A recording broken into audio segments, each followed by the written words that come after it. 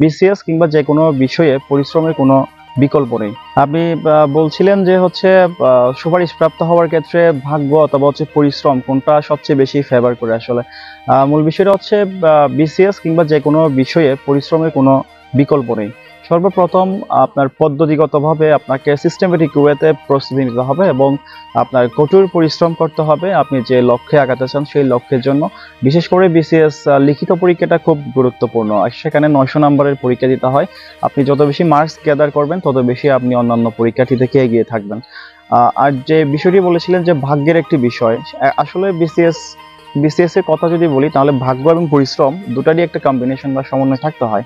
কারণটি হচ্ছে আপনি যখন পরিশ্রম করছেন, ভালো লিখিত পরীক্ষা দিলেন, কিন্তু আলটিমেটলি আপনার ভাইবা যে পরীক্ষাটা আছে সেখানে 200 নম্বরের একটা ভাইবা পরীক্ষা হয়, পাবলিক সার্ভিস কমিশনের ভাইবা বোর্ড যেটা হয়।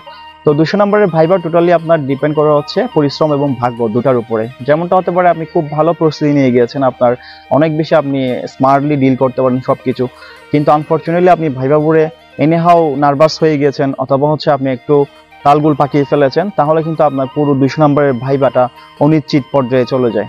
তো এখানে একটি বড় একটা নাম্বার গ্যাপ যদি হয়ে যায় তাহলে সেটা চূড়ান্ত সুপারিশ হওয়ার ক্ষেত্রে বড় একটি প্রভাব ফেলে। দেখা যাচ্ছে আপনি ভালো লিখিত পরীক্ষা দিয়েছেন, কিন্তু ভাইভাতে যেখানে অন্য একজন ক্যাডার যিনি পেয়েছেন তিনি 200 এর মধ্যে 170 বা 60 পেয়েছেন, বাট আপনি পেয়েছেন 110 অথবা 100 পেলেও আপনি পাস, তাহলে যে 60 এবং 70 নাম্বার গ্যাপ হয়ে গেল সেটা কিন্তু রিকভার করা সম্ভব হয় না। এইভাবেই অনেকে কিন্তু চূড়ান্ত তাদের স্বপ্নটা টাচ করতে পারে না। সেক্ষেত্রে আমি বলবো যে তাহলে তাদের ভাগ্যটা ওরকম ছিল। আর যদি বলি ওভারঅল আপনি পরিশ্রম করেন, সবকিছু যদি আপনার আল্লাহ সহায় থাকেন, আপনার দোয়া মা বাবার সবকিছু কম্বিনেশন ঘটাতে পারেন, আমার মনে হয় দুটির সংমিশ্রণে আপনি চূড়ান্ত লক্ষ্যে পৌঁছাতে পারেন বলে আমি বিশ্বাস করি।